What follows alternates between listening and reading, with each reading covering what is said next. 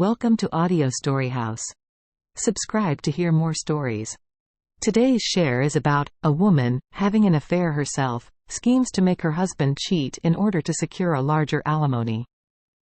Alice stood at the bedroom door, her eyes carrying a subtle hint of disappointment. She was dressed in a deep red lace nightgown, the soft fabric outlining her elegant curves. "Brian, what's been going on with you lately?" Alice asked softly, trying to mask her unease. Brian sat at the edge of the bed, avoiding her gaze, his voice low and weary. "Alice, I'm just tired, I need some time." Alice stepped closer, seeking more explanation. "But we haven't been." "I thought this nightgown would make you." Brian sighed, turned towards her, a flicker of guilt in his eyes. "Alice, it's not about you. I've been troubled by some things recently, I need space to think. Let's get some rest early." Alice turned off the light and lay in bed. In the darkness unseen by Brian, Alice revealed a sly smile, both harboring their own secrets in the same bed. Alice had a secret: she was having an affair with a gym instructor. If she were to divorce, as the betrayer in the marriage, Brian wouldn't give her much in alimony. She was waiting for the right moment. On a Saturday morning, Alice heard sounds of the wardrobe and drawers in the bedroom. Curiously, she approached and saw Brian in front of the mirror, styling his hair with hairspray. His attire was unusually formal, wearing a pricey shirt he usually wouldn't even touch. Surprised, Alice asked, "Brian, where are you going today in such formal attire?" Brian turned, smiling. "I have an important meeting, I want to make a good impression on the client."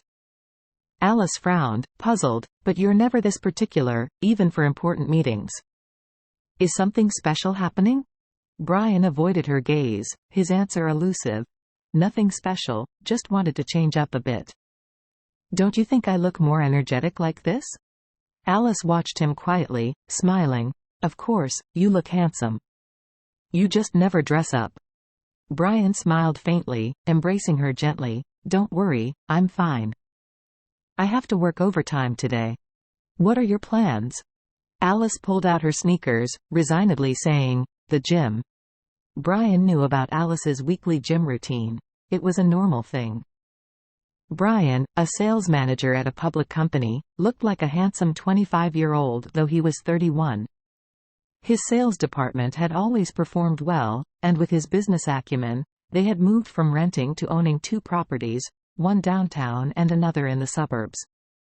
Since buying the house, Brian had become even busier, often leaving Alice alone.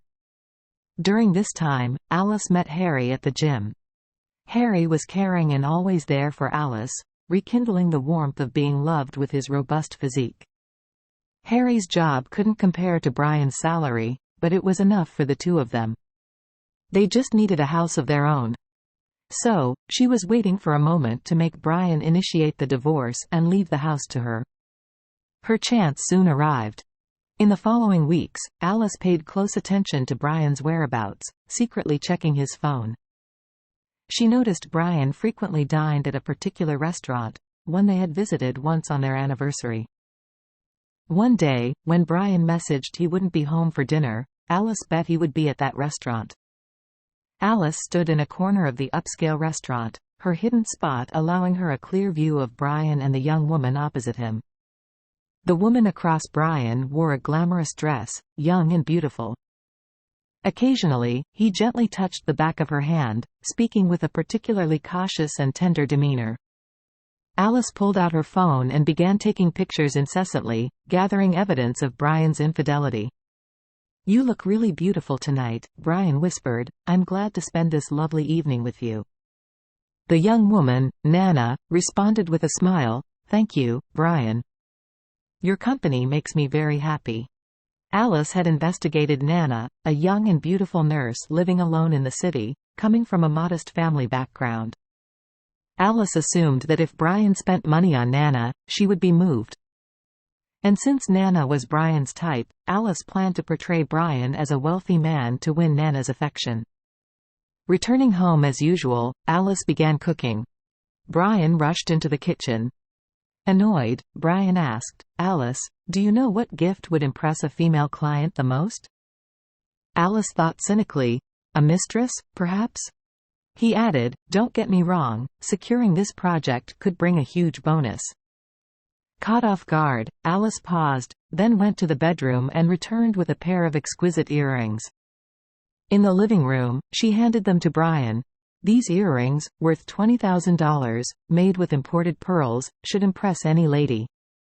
Brian examined them, pleased. "Perfect, Alice, thank you." Alice nodded with a genuine smile. "I hope your project goes well." Brian hugged her excitedly, preparing for his important meeting. Days passed with Brian looking cheerful, then gloomy again. Alice guessed there were issues with his girlfriend. She gently inquired, "How's work progressing, Brian?" Brian sighed, looking dejected. "Not well. The client seems unimpressed with my efforts." She retrieved an elegant LV bag from the wardrobe, stylish and chic. Back in the living room, she handed it to Brian. "Try this, LV bag. Women usually love them." Brian, surprised, accepted the bag. "Isn't this too extravagant?" "Are you sure?" Alice smiled tenderly, nodding. "Of course. If it helps you, it's worth it." Brian hugged her, moved, and kissed her cheek. "Thank you." Everything seemed to be going as planned, and Brian's spirits were high again. Recently, Brian came home late and rarely had meals at home. After weeks of investigation, Alice discovered they spent weekends in hotel rooms. Alice, anticipating Brian's reaction, waited outside the hotel, holding groceries she had just bought. She saw Brian and Nana exiting the hotel intimately. Nana leaned on Brian's shoulder, beaming. Nana wore the pearl earrings and held the LV bag Alice had given Brian. Alice approached, her voice trembling with accusation. "What are you doing, Brian? What is your relationship with her? Who do you really like?"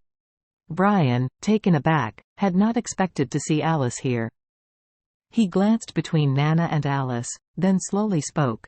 "Alice idiographic period. But I must be honest, Nana and we have developed feelings." Nana stood silently aside, her gaze carrying a hint of triumph and provocation. Alice's face showed disbelief and pain. "Brian, how could you? After all these years together, you just give up on our relationship?" Inside, she rejoiced, but maintained a pretense of distress. Brian's eyes flickered, torn with conflict. "Alice, I know this is unfair to you. But I can't lie about my feelings. What I have with Nana is real." Alice's voice trembled. "I understand, Brian. Since you've chosen her, I want a divorce." The subsequent proceedings went smoothly. Alice insisted Brian move out. The assets were split equally, with the downtown house going to Alice. As the adulterous party, Brian agreed to all of Alice's demands to atone for his wrongdoing. Soon, they were divorced, and Brian moved away. Weeks later, Brian appeared at Alice's doorstep, looking disheveled and unshaven. His voice was full of accusation. "Alice, why did you do this? All the gifts you gave to Nana were fake." Alice stood calmly in the living room, facing Brian's anger with composure. Her eyes, once tender, now held only cool determination. "Brian, what did you expect me to do? Did you think I would use our money to support your affair?" Brian was stunned, not expecting such a response. His anger shifted to confusion and loss. "Why didn't you just tell me?" Alice took a deep breath, tiredness in her tone.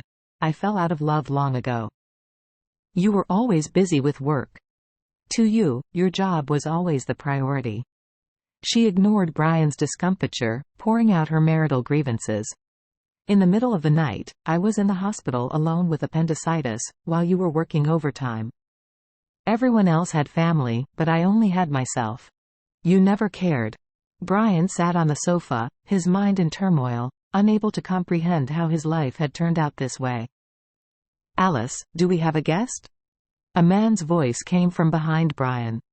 The man entered the house, and Alice walked over to him, giving him a peck and taking the groceries from his hand. Brian recognized him as the gym instructor. Alice frequented the gym 3 times a week. Harry casually threw his jacket on the sofa. Brian looked around. The house bore signs of another man's presence. Fitness equipment in the corner, photos of Alice and this man on the wall, men's shoes at the door. It had only been a month since the divorce. How did Alice get involved with the gym instructor so quickly? Brian suddenly realized Alice's scheming to woo Nana, only to find she had already moved on with someone else. "Alice, you deceitful woman. You planned this. You're the one who cheated," he accused. Brian lunged at Alice, but Harry quickly restrained him, causing him pain. Harry held him back, pushed him out the door, and sternly warned, "Get out. Don't you dare touch my woman. Better not show your face again." With that, the door slammed shut. Brian stood outside, looking at what was once his home, now belonging to another man, with his woman and wealth gone.